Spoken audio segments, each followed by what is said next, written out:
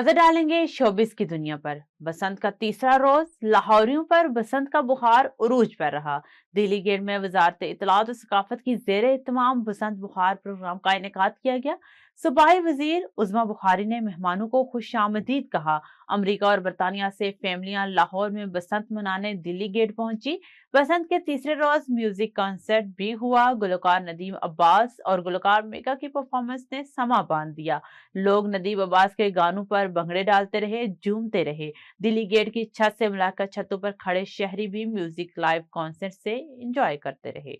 अदाकारा लाइबा खान का कहना है कि नई दुल्हनें महंगे लिबास खरीदने के बजाय सोने के जेवरात पर सरमायाकारी करें। हाल ही में रिश्ता अज़वाज में मुंसलिक होने वाली अदाकारा लाइबा खान ने मुस्तकबिल की दुल्हनों को मशवरा दिया और बताया कि उन्होंने शादी करने का फैसला क्यों किया। उन्होंने कहा कि मुझे लगता है कि दुल्हनों को महंगे कपड़े नहीं खरीदने चाहिए। दुल्हनें इन्हें किराए पर भी ले सकती हैं क्योंकि वो लिबास सिर्फ एक बार पहना जाता है, तो इस पर इतना पैसा क्यों खर्च करें।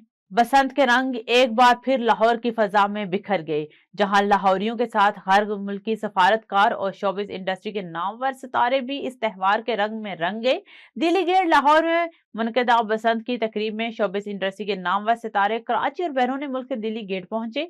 अदाकार यासिर हुसैन और मिकाल जुल्फकार, अदील हुब मिर्जा समेत अदाकार जुगन काजिम, अली फरयाल, गौहर और आमना भी तकरीब में शरीक हुए।